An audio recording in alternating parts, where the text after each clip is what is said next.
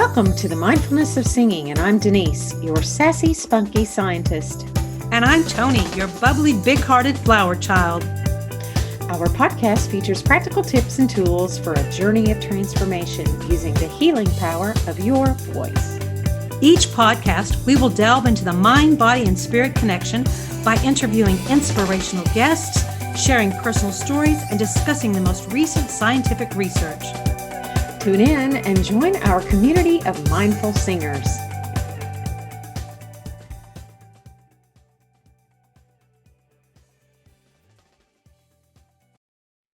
All right. What you got today to talk about?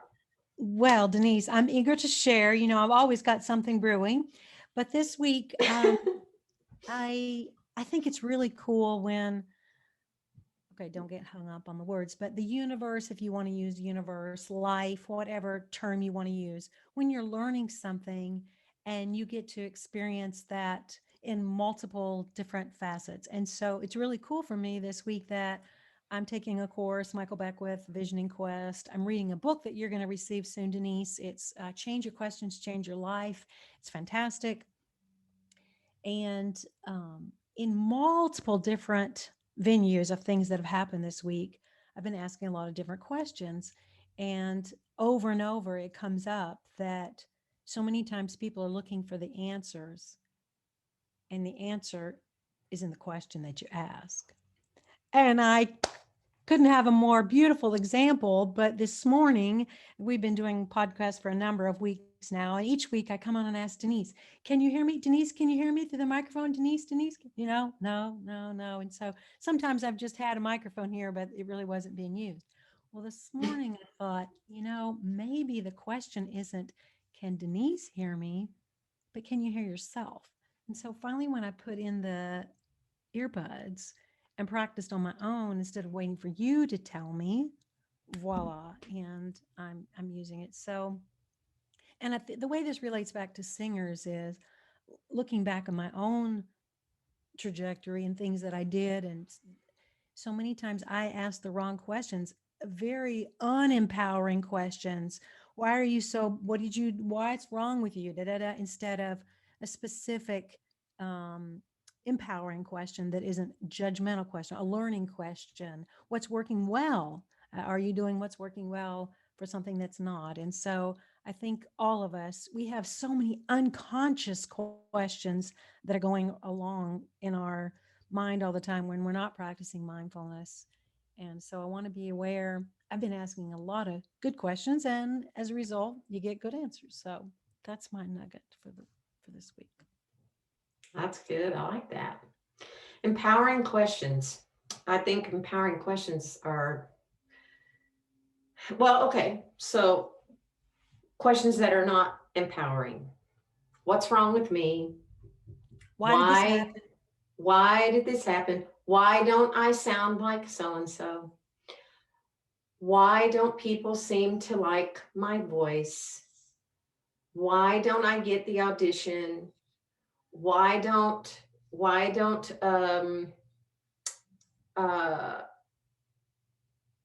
my teacher say nice things to me or tell me what they love?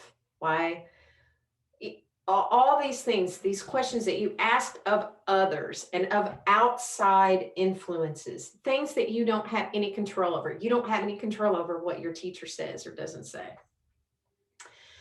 As a teacher, I can tell you that this might help demystify that for you. I sometimes struggle, not inwardly or anything, but I realize, sometimes I don't say, good job today, or blah, blah, blah today. You know, I am so busy thinking about what I need to help you fix or what I need to help you, accomplish, that I spend all of my mental energy on that. And then when they leave the room, I kind of go on about my business and don't give it much thought. But I have had students say to me, well, you never say anything encouraging. And I'm like, really?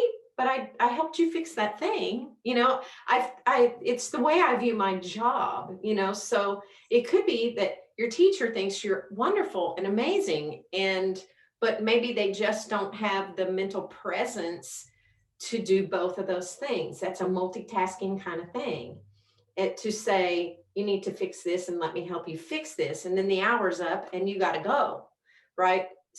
So it could be that your teacher, and if you want to know if your teacher thinks you're great, ask them. Ask the right questions. Ask the right question. Don't wait for them to tell you, because their job is to make you better, right? And of course, then there are teachers who are like, oh, you're so wonderful, so you're so great, but we're not all like that. Not everybody is the same. We're not all the same person. There are varying, but I've also seen teachers who say, oh, it was fabulous, it was great, it was wonderful, and then shut the door and go, oh my God, that person will never have a career, right? Well, then why didn't you help them? Why didn't you say, this is not good, you need to fix this? Oh, I can't do that. Just remember what Stephen Sondheim says, nice is different than good. Just because somebody is nice to you does not necessarily make them a good source of information for whether or not you can have a career. Right. And even go to ahead. lay on that too, if you encourage them to ask their teacher, I would hope that the teacher might turn it back on them and say, well, what do you like about your voice? What do you think needs to be? Because if we're looking at it differently, chances are we're not getting the results that we're wanting, because we're not asking the same questions. Yeah, no, and I wouldn't be for asking a teacher, what do you like about my voice? That's not the question for me. For me, the question to the teacher would be, what do you think my strengths are? What do you think I do well? And what are the things that you think that I really need to focus on? That's a great question. Yeah, it's an empowering question. You know how you can tell it's how you feel after you ask the question. Mm-hmm. Just asking a question, what's wrong with me? How does that make you feel, the energy in your body? There's nothing wrong with you. That's not wrong with all of us. Exactly. But that question is a very unempowering question. Yeah. And so I think if we can start monitoring our own questions, we can get the answers we're looking for. So yes, absolutely. Absolutely. That's book number 2.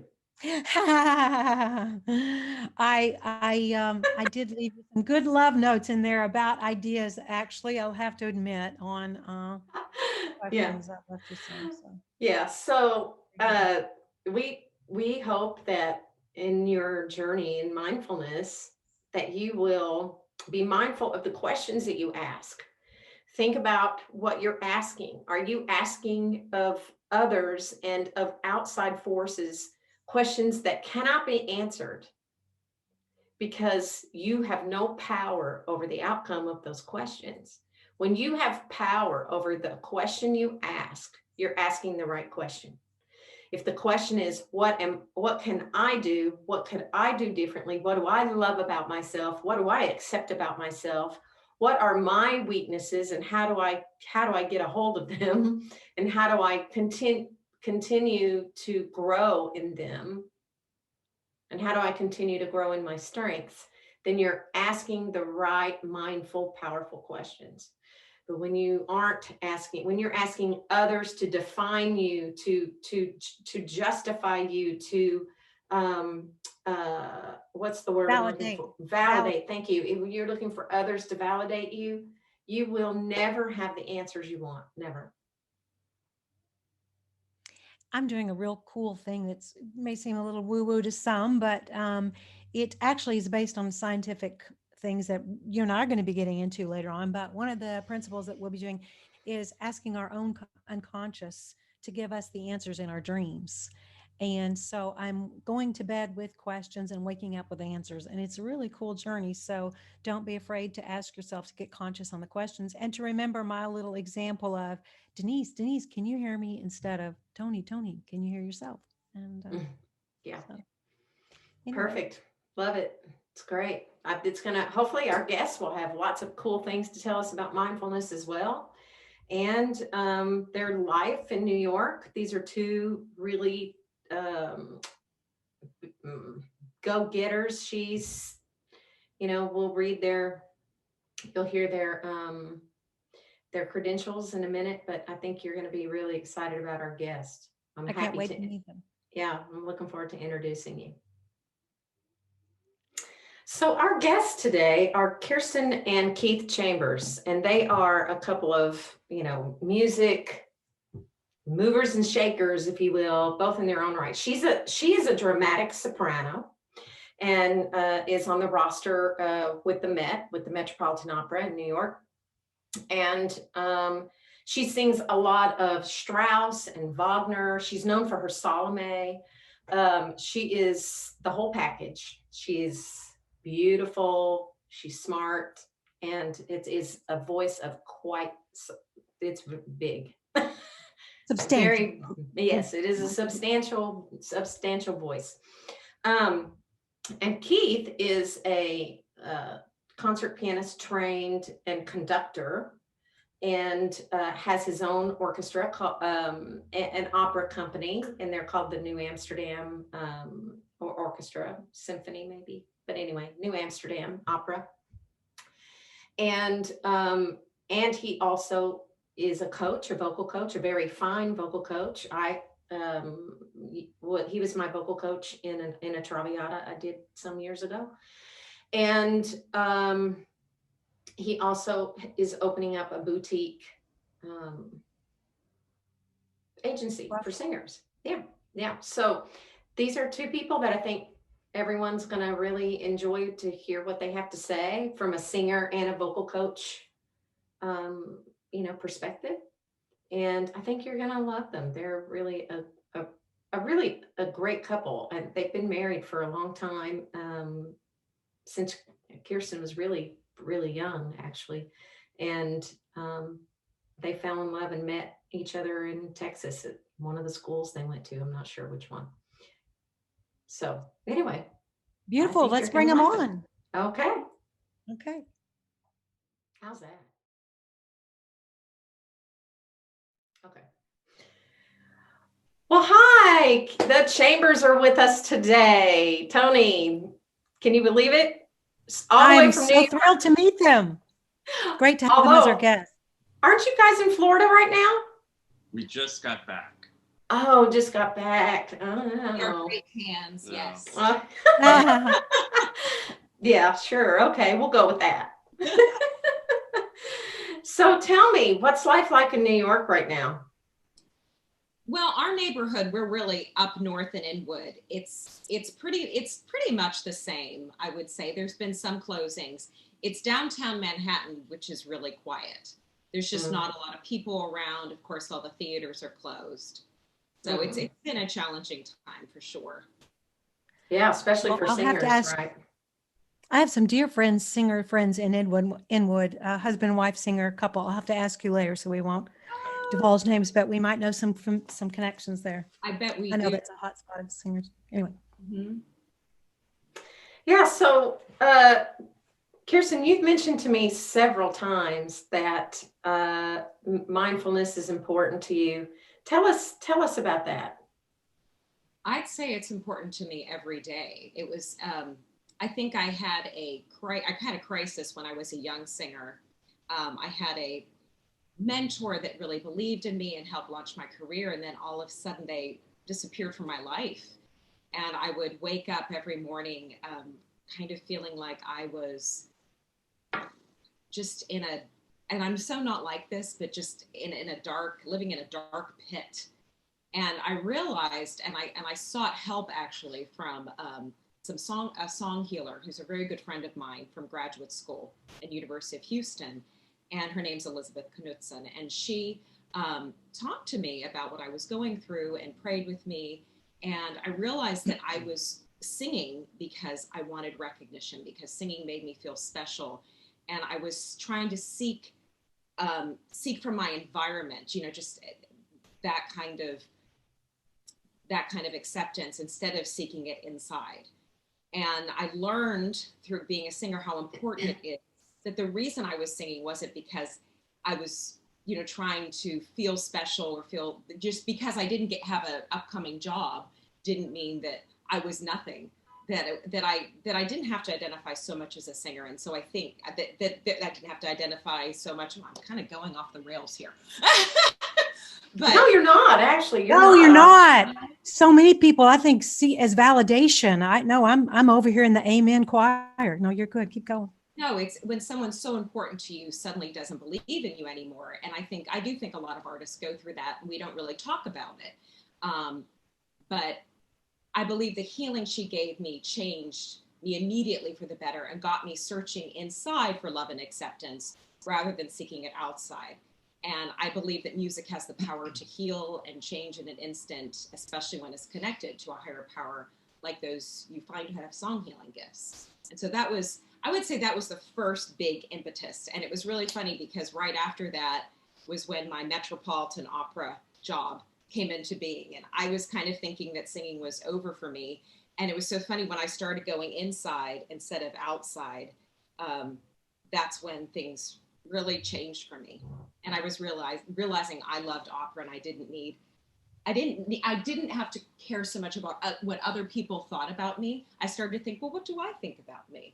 And I think that was kind of a part of my journey as a more mindful singer who was more influenced by her inner experience versus her outer experience, if that makes any sense. Yeah, absolutely.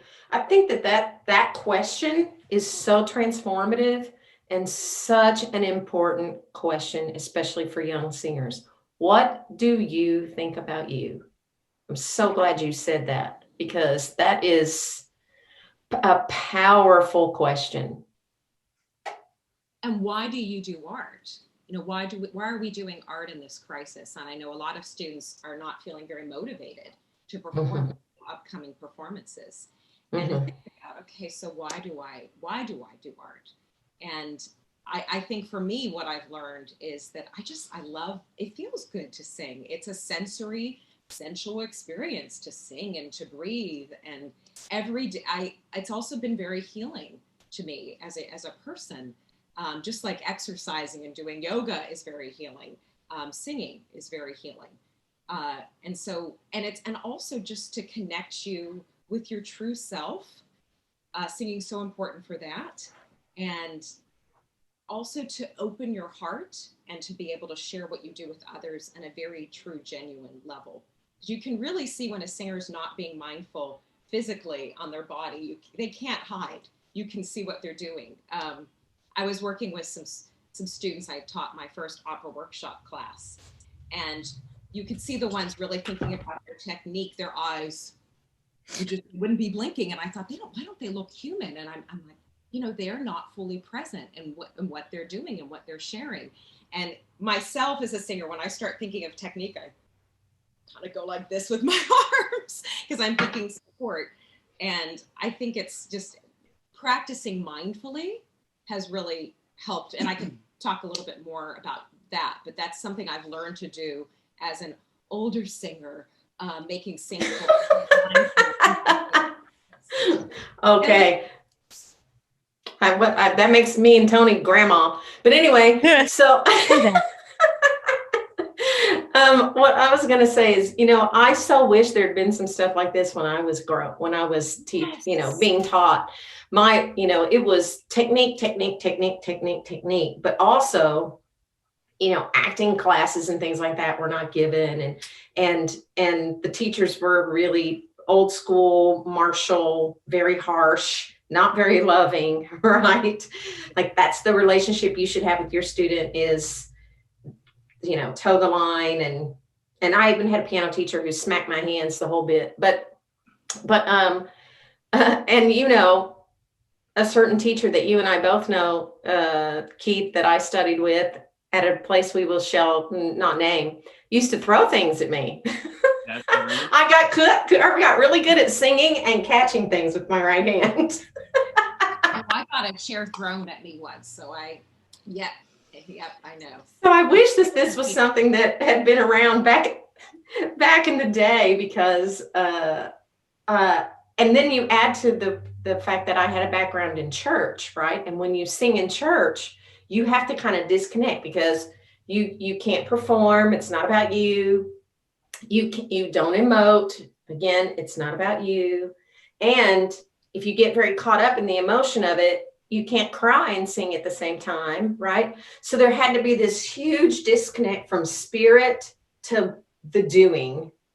And it took me a really long time to figure out that that aspect of my growing up was affecting me on stage.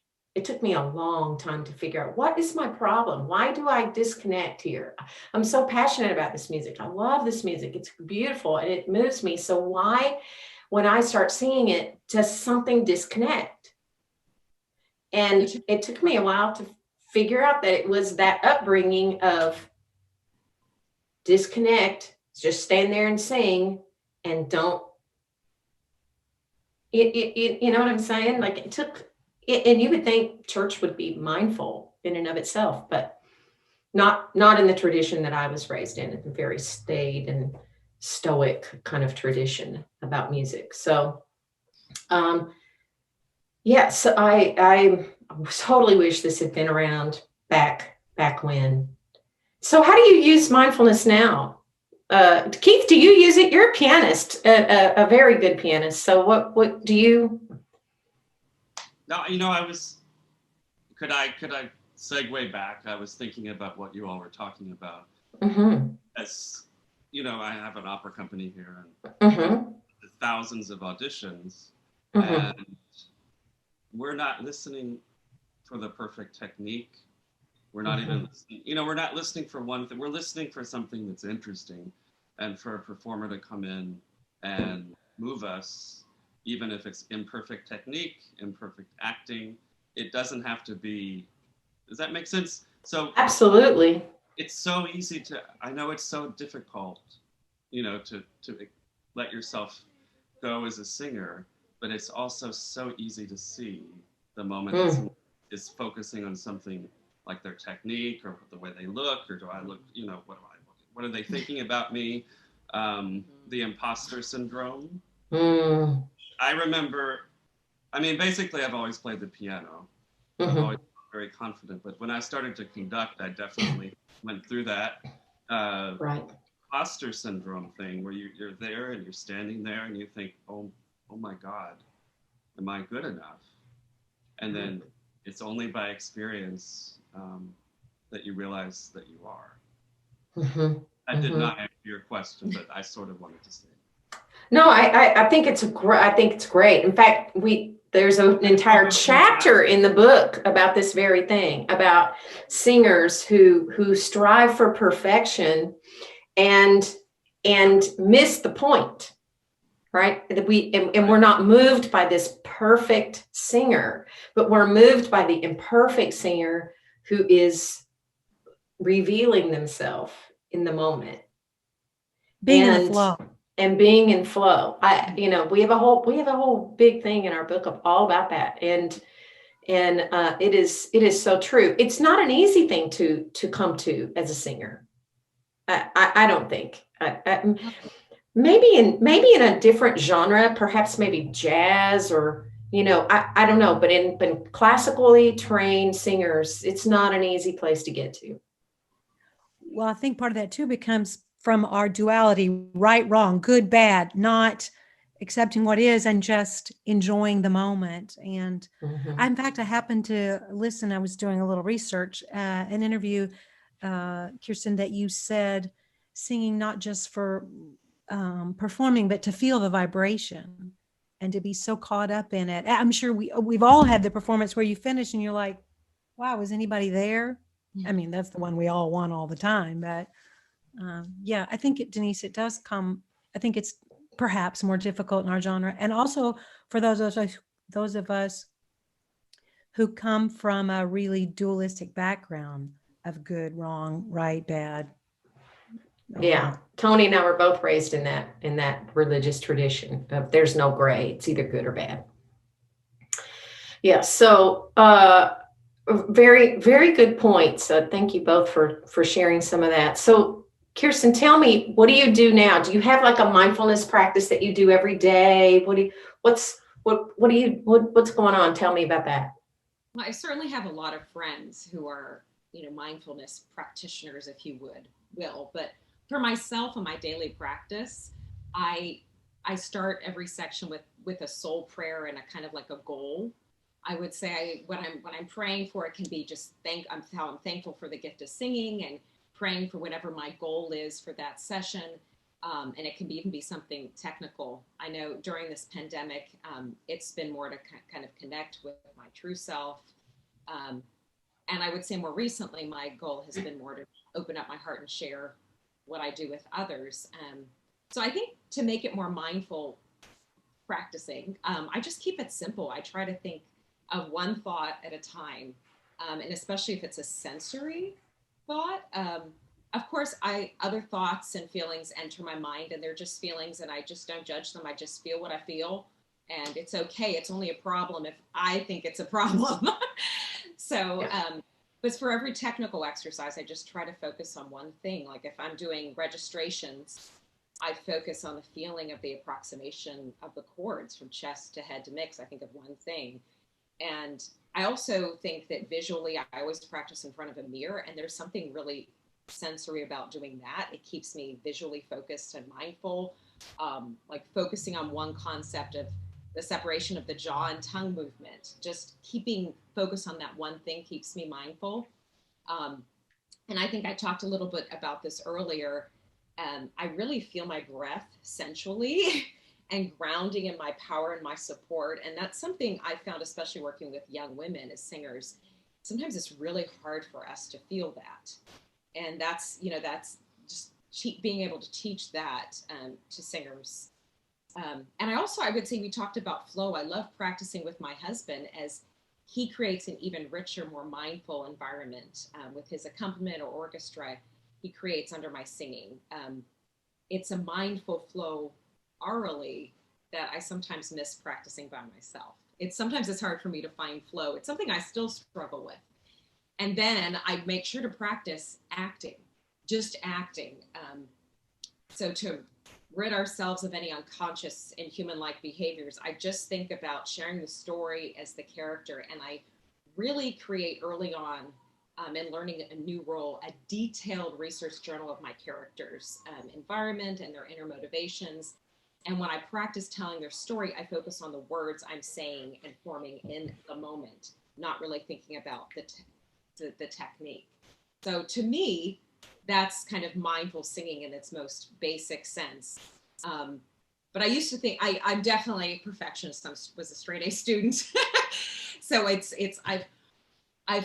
think instead of like after performance kind of cutting myself down, I just try to see how I feel after the performance and and just how my body feels. And I'm really into chakras and alignment and certain characters being more in one certain chakra and just the way the energy flows. And what I found is so interesting in an audition, as singers, we have the ability to change the molecules in the room and to create that environment when we're in the room, and just to kind of breathe in whatever that is. And if you feel nervous, you feel nervous. You just feel what you feel and let that be okay. And the more, I think, research you've done and journaling you've done about your character, you can kind of just step into that person and while still kind of being in there. And singing is one of the most mindful escapisms, but sensory experiences that I know. I love it, and I definitely have different reasons for doing it now as an adult than I did as a young singer. Yeah, I love that. I love the fact that you talk about stepping into your character as a way to be mindful. I think that's pretty powerful too. That's great. So, Keith, you have this orchestra, an opera company, right? And tell us about that. Tell us the name of it and how people can. Yeah, sure. Go ahead. It's called New Amsterdam Opera, www.newamsterdamopera.org. We are 4 years old. We produce concert opera, so no staging, orchestras on the stage, the singers are in front, so it's symphonic style. And we try to perform repertoire that you've heard of, but you have likely not seen staged for one reason or another. Mm-hmm. With the exception of our initial production was Fidelio, but since then we've done Forza del Destino, Favorita, Erodiad, And whenever we're allowed to, Vespri Siciliani. So these are all great, they're great concert pieces. They're also great. It's what we like about it is it focuses solely on the music. And so we tell the story with no scenery, with no stage, but it's just the singers acting and telling the story. But it works really well. And we love what we do, and we can't wait to get back to work. I was gonna. Oh, sorry, Denise. Oh, I was just gonna say, what is what's happening right now? Are you guys doing anything like We've virtual or May 9th for our Vespri? We might do a couple of small virtual things, but we're basically a symphony orchestra. Mm-hmm. So virtual is difficult to pull off. Yeah. There'll be a couple of small things down the chute here shortly. That's great. What were you gonna say, Kirsten? I'm sorry. What I love so much and what I felt was special about New Amsterdam Opera, and I was lucky to be involved in his Fidelio, their inaugural performance as Fidelio. Very nice. Was that the orchestra seemed as excited as we were on the stage. Like their energy, they were just as committed and there. I don't think I had ever experienced that working with anywhere else. And I think something about the way Keith works with his orchestra and singers, it really felt like a team project, not like they were supporting us, but they were with us telling the story. And I don't know if it was because we were all on stage together, but it was a very interesting. It's a very special company for sure. Sorry, we have a weird light coming. Yeah, it looks like it might be from a window or something, perhaps. Window or something. I tried to turn off the light, but it didn't really. It's okay. All right. It is. My light's weird today too. I got shadow puppet going on behind me, so it happens. It's part of our human existence. Like I'm in my bathroom, in case people are wondering. I'm actually in my bathroom. This is something I made so that I can, because trying to find a good podcast studio at this point in with everybody dealing with the stuff they're dealing with, it's really hard. So doing the best we can. And Keith, you've started a new venture. Yes, new classical artist management, an artist agency with my friend and colleague Daniel Welch. That's great. We have announced our existence. Due to the pandemic, we were not able to sort of scout and to assemble our roster as you would normally do so. So we are taking things sort of slowly. But yeah, we want to be very active on social media. We want to be very conscious of branding with our singers. And yeah, exciting things to come. And congratulations. Thank you. We decided to go ahead and announce it now because we thought that the world needed something positive and something to look for the future. Yeah, absolutely. Is there a specific type of singer you're looking for? Are you specializing in certain kind of thing, or is it just the typical, you'll have a coloratura, you'll have a tenor, you'll have a leggero, you'll have a countertenor, you'll have a bass? I mean, what are you? I would say is it will remain small. A boutique agency is what people call it. So it will not be a corporate roster of 95 people where people don't get the attention that they need. We would like to keep it around 10 to 15 artists. Nice. Because I don't know how you would give the time and attention if there's only two of us, if you had a roster of 65 people. Yeah. People really want to communicate and guide every step of their career. And I think that's wonderful that you want to be so hands-on with singers, especially that's awesome. Singers just starting out, or singers established. I mean, we all need that kind of mentoring, actually. Absolutely. Absolutely. You know, I had a teacher once, you'll find this interesting. I had a teacher once, and again, names will go unnamed. Toni knows this teacher. But I had a teacher once who, in our opera class, which was mostly made up of many of his voice students, somebody asked the question, well, how do you go about finding a agent?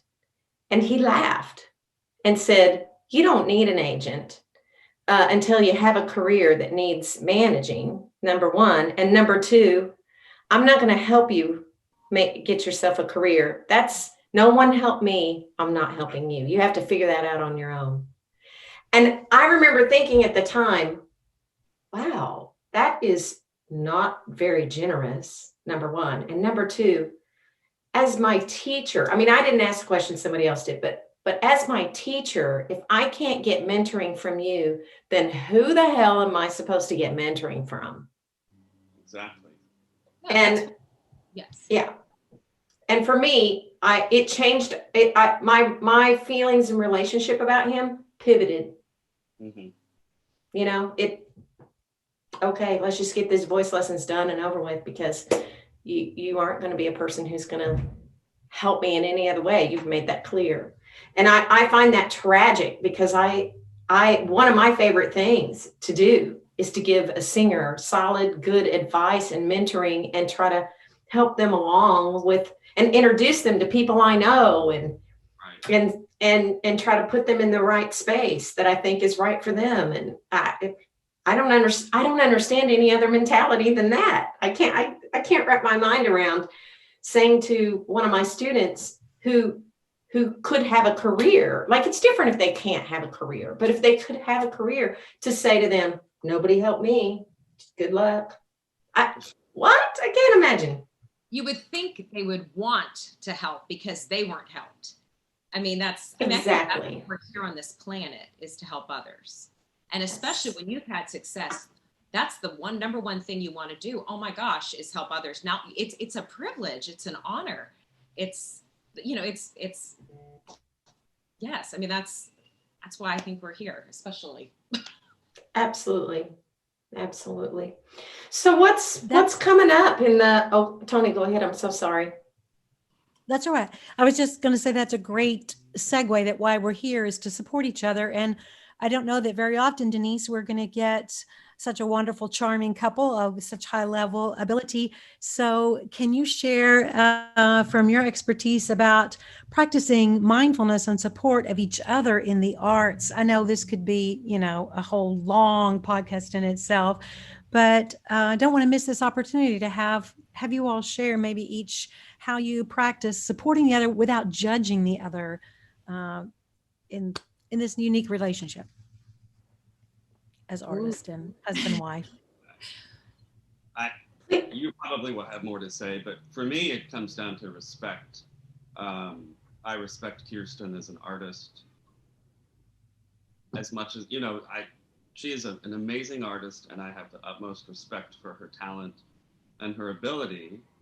And I think that sometimes when couples work together, that might not be the case, and that there's jealousy, and that one or both sort of are not very nice to the other, and then it's difficult to get the job done. But even when I'm coaching her and critiquing her, it's always from a place of love, but it's from a place of just wanting to be the best that we can, and never in a jealous way. Beautiful.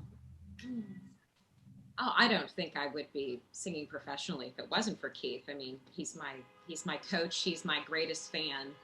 And certainly when I have imposter syndrome or I'm trying to be a perfectionist and lose my way, he is one of the first people that I talk to get back on track. So we practice together, I would say, almost every day. And I know he also, I was a piano minor. I'm nowhere near the pianist he is. But when he's working on a concert piece, I sit and encourage him as well. And I think that it's so wonderful to have someone here to tell your story And I couldn't imagine anyone better to tell mine and for me to tell his. I hope he feels the same way. I think he does. And I think Bravi. try to be very honest, but you can be honest In a loving way. You know, if I'm happy to say, Kirsten, that was not good. And it's But you know, because it would be dishonest of me to say that's okay. Yeah. So that's part of it too, is how. But then that's the same thing I practice with my own coaching students. I try to support them in a loving way, but always be very honest and direct. Oh, I bet the presidential election just got announced because people are honking their horns and going crazy outside our window. I can hear it, but I didn't know what that was about. I'm Oh, but it's too loud. Okay, you can still hear us. Yeah, I'm guessing that's what it's about. Oh my gosh, that's New York. Yeah, probably so. Mm-hmm. Well, I guess that means we maybe need to wrap up and let you all go find out. But Denise, you had a closing question I think you wanted to ask before do you remember what it was? No, I don't. It's okay. Oh, no, I do know what I was going to ask. So, Keith, if somebody wanted to coach with you, how would they find you? You can go to my website and contact me there. Which is? My page, www.keith-chambers.com. And there's a contact link. Keith-Chambers. Okay. Yeah. And you can find me on Facebook too. Yes. Right. And Kirsten, what if somebody wants to hear you sing, hopefully sometime in the near future, how would they do that? Where would they find out where you are? Can they keep up with your schedule, where you're going to be and when? And Kirsten-Chambers.com and Kirsten Sings Opera on Instagram. Okay. All right. That's awesome. That's great. So thank you all so much for being with us today and for sharing and for giving our listeners some really amazing insight into performance and into mindfulness. We appreciate it. We can't wait to read your book. I'm excited. Yeah, thank you. We can't wait to read it either. Thank you so much.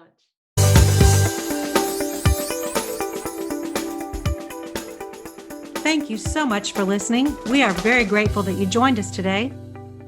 If you like this podcast, please subscribe, write a review, share it with a friend.